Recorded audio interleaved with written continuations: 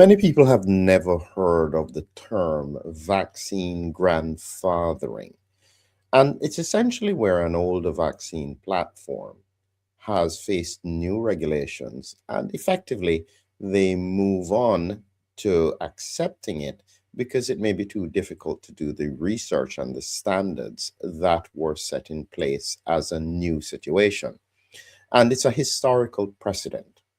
But I want to prepare you for what is likely to be occurring. And the insight that came from Susan Langlois, who I recently interviewed, the link is in the description. One of the most important bits of scientific understanding that you have to grasp. This is big stuff. And the reality is that if you're not aware of the implications of this, it's likely to get you caught out. And so, why am I talking about it at this point now? Well, it's largely because there was a paper that recently came out that was looking at the fact that I think the ground is being prepared for grandfathering again. This was shared in the Lancet on the 30th of June 2026. Safety and efficacy of mRNA vaccines, a mechanistic and public health perspective.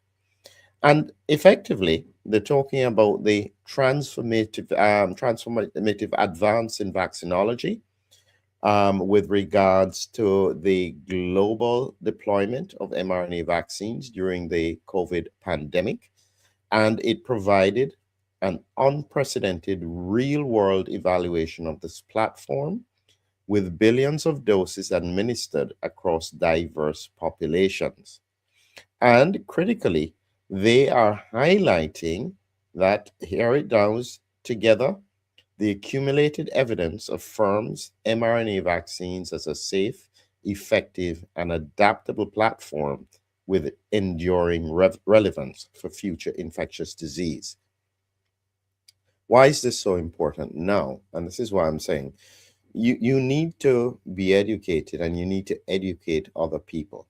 So my videos don't usually reach as much as they used to in the past. So if you happen to be here, this information is important for you to share with other people.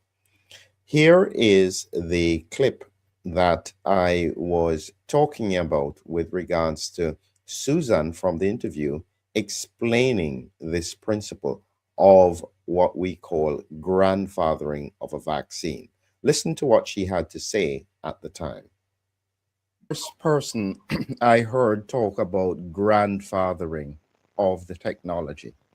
And I think it's worthwhile just explaining to the public what exactly you mean when you say grandfathering of the technology.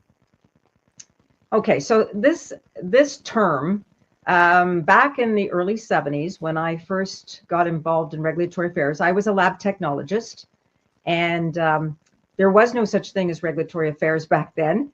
You just had a product and you put it on the market. And once you showed the regulators that you had used it in a certain number of people, you were allowed to continue. In the 70s, FDA and Health Canada decided they wanted to have the companies that had their products out there pull together information. So you had to pull together the manufacturing processes, the testing you did, any clinical data that you had on it, distribution data, adverse event reporting. So what they said then was, if your product had been on the market for several years and there had not been any safety concerns, and we're talking about vaccines now because that was the company I worked for, and you had tested that it developed antibodies as a response to that vaccine, you would be grandfathered. And what they meant by that is you won't have to do anything else. You just submit the data you have, even if it was very limited, and you can continue to market that product.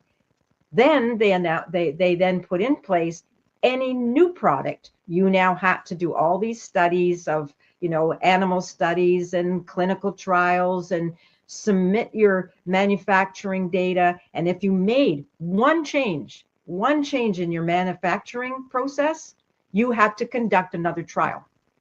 You had to conduct another trial that looked at safety and its ability to create antibodies or develop antibodies. Efficacy was a different study. You did that on the very first one, and that meant you had to go into an endemic area and compare unvaccinated with vaccinated and see how many people actually got the disease in an area where flu was prevalent or polio was prevalent.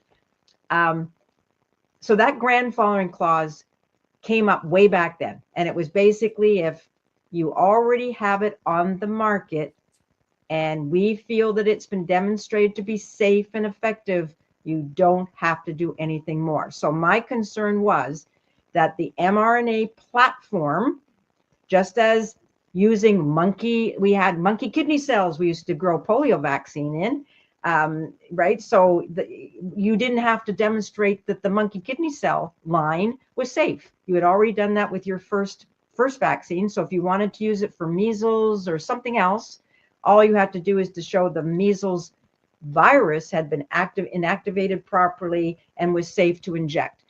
But the cells, you didn't have to do anything about. So the mRNA, I consider that as to be a platform similar to a cell line in the old style vaccine. And once that got on the market, they consider that safe. And now all they got to do is plug in a different protein and you're way to the race. So this is important, as I said, because you heard what she said. Once there has been demonstrated safety and use of the platform, you can grandfather it. That means that you no longer have the same regulatory steps that are required in order to prove safety and efficacy. And just a reminder, if you've just come along, the reason why this is being spoken about now is because just after, I'll just get it here, just after we did that interview we did the interview on the 29th of June, on the 30th of June, this paper came out. It was almost a prediction perfectly. Listen, they are saying here effectively exactly what Susan had pointed out. With billions of doses administered across diverse populations, examining the safety, looking at what has happened, they looked at everything and they are now concerned. Last, it says, we address public perception and vaccine confidence, discuss implications for next generation of mRNA vaccines, including strategies to reduce reactogenicity, improve breadth and durability, enhance global access, and sustain and support sustainable public trust. They just now need you to trust that this has gone through enough for you to accept it. As I said, this was a day after we had that interview with Susan. I tell you, you have to listen to that full interview. The link is in the description. So many things that were said. She has documented everything throughout the pandemic. And I think you need to be educated and you need to educate people when they start to spout stuff without actually understanding the history and the implications of what is happening. Here again is a summary that I've put in an image. This is what you have to get across and understand. The principle is vaccine grandfathering. Older products can stay, and what you do. What she said, in the 70s, they had some vaccines that were already in use. But then they brought in regulations that any new vaccine had to do tick, tick, tick, tick, tick. Rather than forcing the old vaccines through those steps, they just approved it and they considered it grandfathering. Existing products may stay on the market without repeating new studies. Today, they have given billions of doses of mRNA COVID vaccines, and they are effectively saying that the previous rules that you had to go through, placebo-controlled studies, parallel animal studies, detailed pharmacovigilance, autopsy, if relevant, that is no longer needed because this platform has demonstrated across billions of people that it is safe and effective. The principle, grandfathering, can have practical uses, but only if the platform is well understood and safety questions have been studied carefully. I have a stance with regards to mRNA vaccines. As I said, I happen to have interviewed Robert Malone, which a lot of the scientific community don't like, simply because he was not supportive of the technology, even though it was his idea in the first place. But his point at the time was that when he looked at the control of how the body responds to mRNA, he wasn't sure if there was any way to make it safe. Additionally, Christy Grace, who had interviewed in the past, highlighted potential risks with regards to the ionizable lipids that are in lipid nanoparticles. And she had pointed out that that is another gap in research where they would have had to do adduction studies if it was considered genetic therapy, which in theory, because it's using lipid nanoparticles and mRNA, it should have to look at adduction studies. The problem now is that, as I said, they are going to grandfather the technology because, as far as they're concerned, enough people have been injected. They haven't seen any safety signals. As a result, there is no reason to delay what they think they need to move on to, because it would be very expensive and long to go through all of the regulatory trial steps in order to prove it again. Here is my final point. I no longer argue with people about the studies that they've shown. I went and got the data. And when I looked at the data, and this was hospital episode admissions in the UK over 9 years, nobody else has looked at this. This is unique insight. Everything can be corroborated. The methodology I've shared, anything here that I speak about can be confirmed. Here is the reality.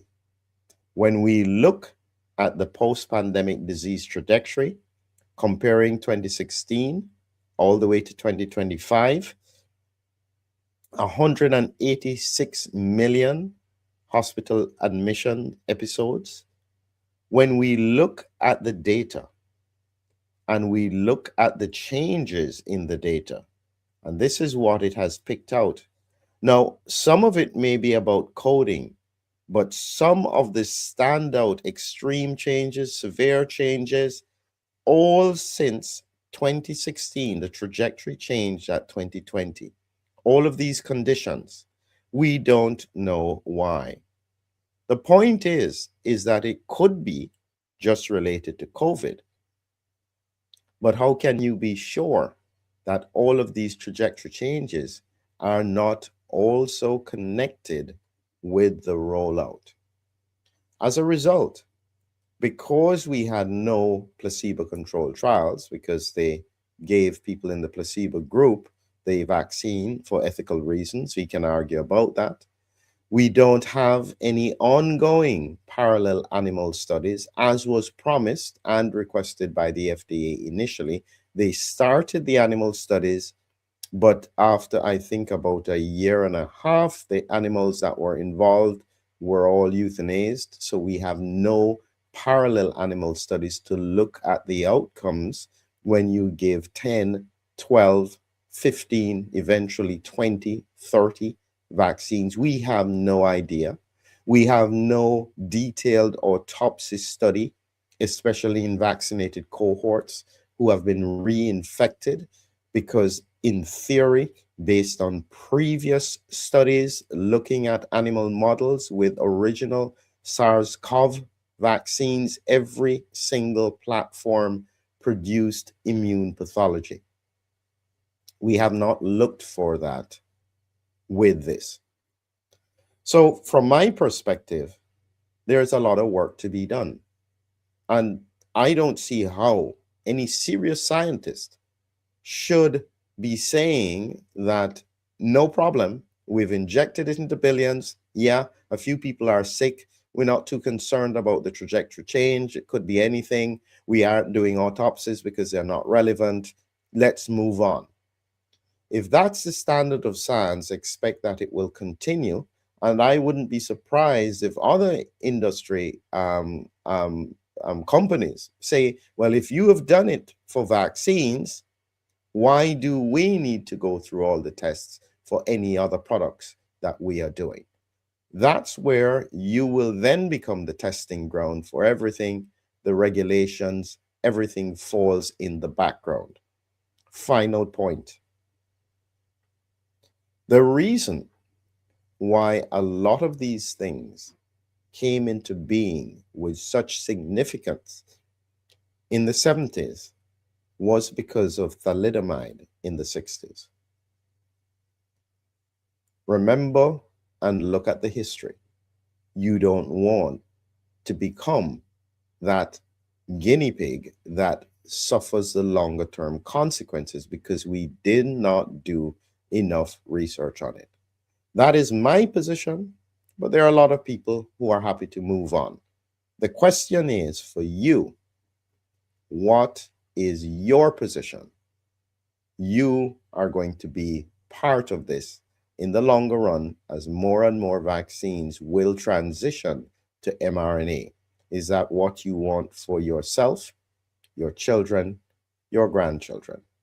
That's where the reality comes to bite. And that's the question that we all have to answer for ourselves. Have a great evening.